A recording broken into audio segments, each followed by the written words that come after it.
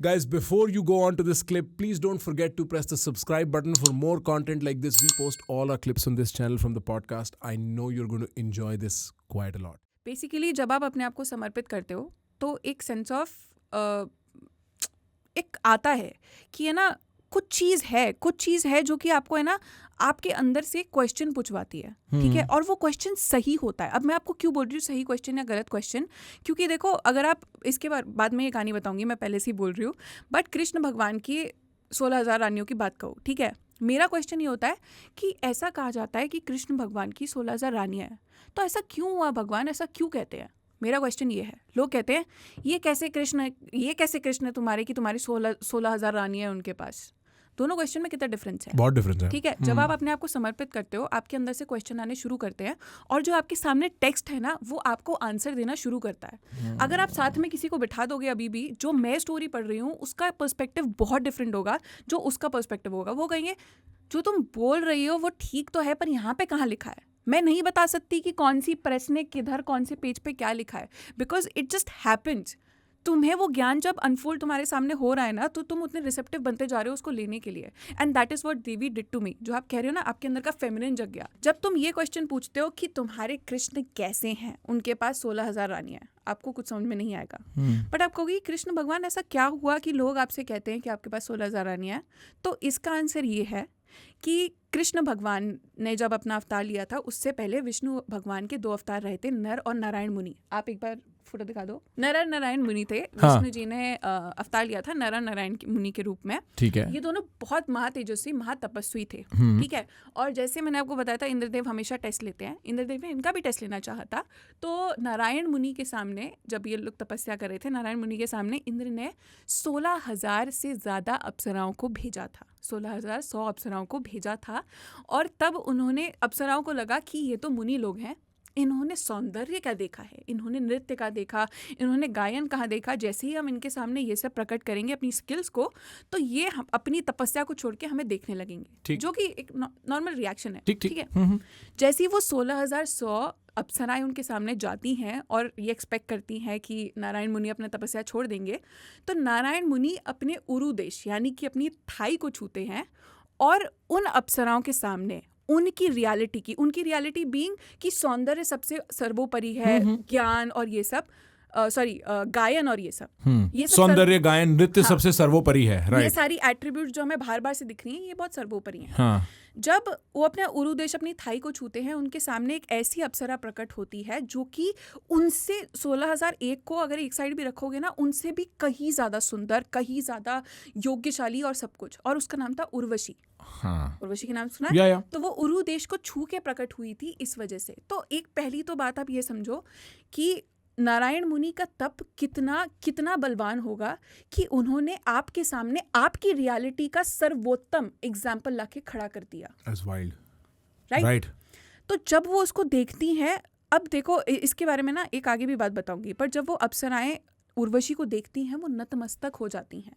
उनके अंदर का जो एक अहंकार होता है, सौंदर्य को जो बाहरी आवरण को देखने का एक नज़रिया होता है ना, वो सब चला जाता है और वो भगवान के सामने ऐसे नतमस्तक होती हैं कि आपके अलावा हमें कोई और चाहिए ही नहीं.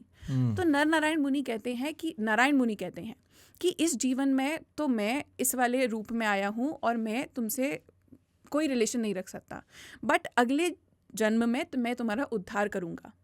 तो ये 16,100 जो अप्सराएं थीं वो अगले जन्म में पर्टिकुलरली अलग अलग स्त्रियां बन के आई थी जिनको नरकासुर ने अपने पास बांध कर रखा था. श्री कृष्ण नरकासुर को जब मारते हैं तो श्री कृष्ण उन 16,000 जब 100 इन रानियों को वहाँ से छुड़ाते हैं, तो ये रानियाँ अपना सब कुछ उनको अर्पित कर देती हैं कि अब सब कुछ आप हो, आप देखोगे, आप हमारे स्वामी हो, आप हमारे माता हो, आप हमारे पिता हो, आप सब कुछ हो और कुछ भी नहीं है जीवन में. ऐसे हुई उनकी 16,100 रानियाँ. ऐसा नहीं था कि भगवान एक एक से निकले, जयमाला सबके गले में डाली कि वो अपने पूरे प्रोसेस में सबसे शादी करते घूम रहे थे, ऐसा नहीं था.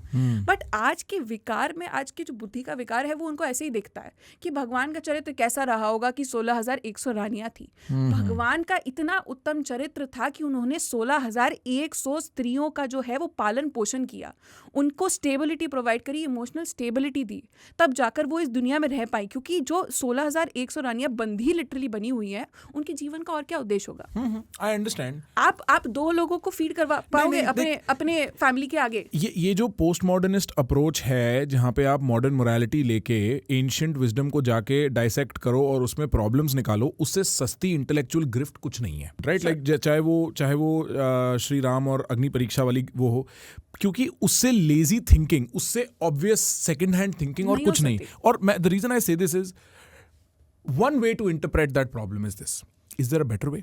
Is there a best way? Is there a way जहां पे उस इंटरप्रिटेशन से मैं घर पे कुछ ऐसा ले जा सकता हूं जिससे एक्चुअल कोई फायदा हो मेरे को और मेरे आसपास वाले लोगों को? And unless you are willing to make that intellectual effort, what is the point of you even thinking? The most obvious thought cannot be your best thought, and if that is the case, you are a certified fool, right? तो I understand the frustration when it comes to that kind of stuff. I have seen that in my own domain, right? People will almost make the idea of the mind or philosophy so redundant, so cheap, so trivial कि मतलब आपको उस बारे में बात करने का मन नहीं करता, right? But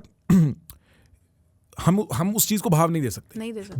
This interpretation, this idea, as unmodern as it might sound, is still fairly brilliant if you see it in the best light possible. If you are looking for धर्म, तो धर्म आ जाएगा। अगर तुम प्रॉब्लम ही ढूंढ रहे हो, तो प्रॉब्लम तो हर चीज में है। चलते पानी में भी प्रॉब्लम है और रुकती बर्फ में भी प्रॉब्लम है। प्रॉब्लम किस चीज में नहीं है? आपके एटीट्यूड में, the filter that you approach the world with, clarity तो वहां से आती है। उसके बाद जवाब खुलने शुरू हो जाते हैं जीते जीते। इतना दिमाग लगाना होता तो बात ही क्या थी? आप समझ रहे हो कि मतलब अब मैं, हाँ ठीक है, there is infinite problems to pick in almost any story. What is not problematic? We are seeing the collapse of the West because everything is a problem.